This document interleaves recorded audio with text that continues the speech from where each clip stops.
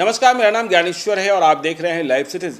बिहार विधानसभा चुनाव 2020 और टिकट की रेस में आज हम चर्चा करेंगे बेगूसराय जिले के बछवाड़ा विधानसभा क्षेत्र की इस दुखद खबर के साथ कि 2015 में चुनाव जीते कांग्रेस के विधायक रामदेव राय अब हम लोगों के बीच में नहीं हैं। पिछले दिनों उनका निधन हो गया। बहुत ही प्रसिद्धि थी रामदेव राय की, सभी पार्टियों के लोग उन्हें पसंद करते थे, सादगीपूर्ण जिंदगी थी। 6 दफ़े विधायक बने 1972 में पहली बार। और रामदेव राय ऐसे शख्स जिन्होंने अपने जीवन काल में कर्पूरी ठाकुर को भी चुनाव हराया था। तो अब हमारे बीच में रामदेव राय नहीं हैं। टिकट की रेस में 2020 की सूरत क्या है, इसकी चर्चा करने के पहले आपको 2015 के चुनावी नतीजे की ओर ले चलते हैं। तो देखिए, 2015 में बछवाड़ा में 2,71,815 कुल मतदाता थे, 2,71,815, और इनमें से 1,61,440 लोगों ने मतदान किया था, जो प्रतिशत में होता है 59.39। रामदेव राय ने चुनाव जीता था, महागठबंधन के उम्मीदवार थे और उन्हें मत आया था 73,983। उन्होंने चुनाव हराया था लोजपा के तब एनडीए के उम्मीदवार लोजपा के अरविंद कुमार सिंह को, और उन्हें मत आया था 37,052 37,052, मतलब भारी मतों से रामदेव राय चुनाव जीते थे। सीपीआई के उम्मीदवार अवधेश कुमार राय को 28,539 मतों से संतोष करना पड़ा था। तो ये 2015 का चुनावी नतीजा। अब 2020 की बात कर लें तो देखिए, अब यह बात तय है कि महागठबंधन के उम्मीदवार होंगे रामदेव राय के पुत्र, जिनका नाम है शिव प्रकाश गरीबदास। आप बेटे के नाम में भी रामदेव राय के विजन को देख सकते हैं, सादगी को देख सकते हैं, बाकी सब कुछ सोच सकते हैं।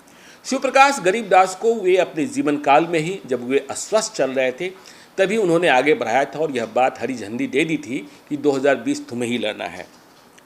ऐसी बात नहीं है कि महागठबंधन में रामदेव राय के पुत्र की दावेदारी को चुनौती देने वाले और कोई नहीं है। चुनौती देने वाले महागठबंधन के भीतर भी हैं, लेकिन टिकट अब मुझे, जबकि रामदेव राय हम लोगों के बीच में नहीं रहे हैं, शिवप्रकाश गरीबदास को ही मिलता मैं देख रहा हूं। लेकिन यदि हम दावेदारी की बात कर लें तो देखिए, पूर्व विधायक रहे हैं भुवनेश्वर राय, उनके बेटे शशि शेखर राय, ये भी चुनाव लड़ना चाहते हैं, और पूर्व विधायक स्वर्गीय उत्तम यादव के बेटे रुपेश यादव, ये भी चुनाव लड़ने का दमखम भरे हुए हैं। और कहा जा रहा है कि यदि रुपेश यादव को टिकट नहीं मिला पार्टी से तो वे निर्दलीय में चुनाव लड़ सकते हैं।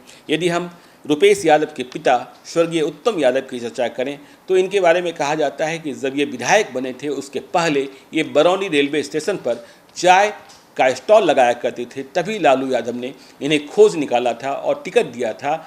और उत्तम यादव की स्थिति ऐसी थी कि उनके पास चुनाव प्रचार के लिए सुबह सुबह गाड़ी में तेल भरवाने का पैसा भी नहीं होता था, कार्यकर्ता तेल भरवाते थे, लालू यादव का फ़ोन आता था। तो खैर, ये सूरत है।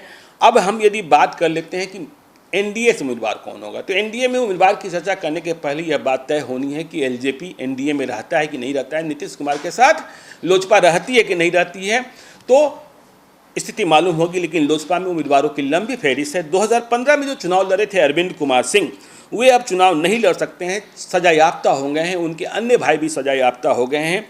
तो अरविंद कुमार सिंह चुनाव की दावेदारी नहीं कर सकते हैं लोजपा में। लेकिन खबर यह है कि जो खबर आ रही है बछवाड़ा से कि वे अपनी भाभो इंदिरा देवी, जो पूर्व जिला परिषद की अध्यक्ष हैं, उनके लिए टिकट चाहते हैं लोजपा का। यदि यह सीट लोजपा के खाते में रहती है और लोजपा एनडीए में बनी रह जाती है।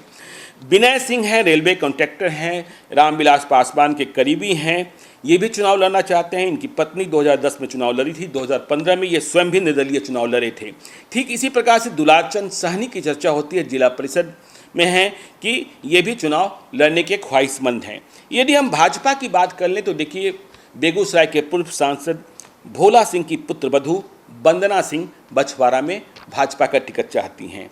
बलराम सिंह हैं, जिला भाजपा के उपाध्यक्ष हैं, पेशे से संवेदक हैं, ये भी चुनाव लड़ना चाहते हैं बलराम सिंह। प्रभाकर कुमार राय पत्रकार हैं पेशे से मूल रूप से, लेकिन पिछले कई वर्षों से समाज सेवा में लगे हैं। इन्होंने ऐतिहासिक श्रावण महोत्सव का आयोजन कराया है, लगातार कई वर्षों से करा रहे हैं, जिसमें लाखों लोग जुटते हैं। वे चुनाव लड़ना चाहते हैं। सुधीर कुमार राय हैं, गोविंदपुर 2 के पंचायत मुखिया हैं, ये भी हो सकता है चुनाव लड़ें जिस सूरत में लड़ें। तो ये स्थिति भाजपा और लोजपा की है। देखिए यहाँ जदयू बहुत नहीं दिखता है, लेकिन हाँ सीपीआई यहाँ चुनाव लड़ेगा, यह बात भी तय है। यहाँ तीसरा कौन होगा? हाँ, यदि सीपीआई का तालमेल ठीक से महागठबंधन में हो गया तो सीपीआई सीट छोड़ भी सकती है रामदेव राय के बेटे के लिए। लेकिन सीपीआई को यदि लड़ना पड़ा तो ये देखना होगा कि अवधेश राय फिर से चुनाव लड़ते हैं या सत्यनारायण महतो यहाँ से चुनाव लड़ते हैं।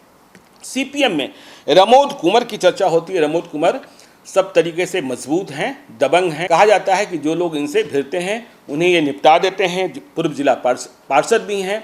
तो ये स्थिति है बछवाड़ा विधानसभा क्षेत्र की। बछवाड़ा में आगे और क्या होता है यह भी आपको हम बताएंगे। आप देखते रहिए लाइव सिटीज को। यदि अब तक आपने हमारे यूट्यूब चैनल को सब्सक्राइब नहीं किया है जरूर कर लीजिएगा, और यदि इस वीडियो को फेसबुक के माध्यम से देख रहे हैं तो पेज को लाइक कीजिएगा, ट्विटर पर भी हमें फॉलो कीजिए। धन्यवाद।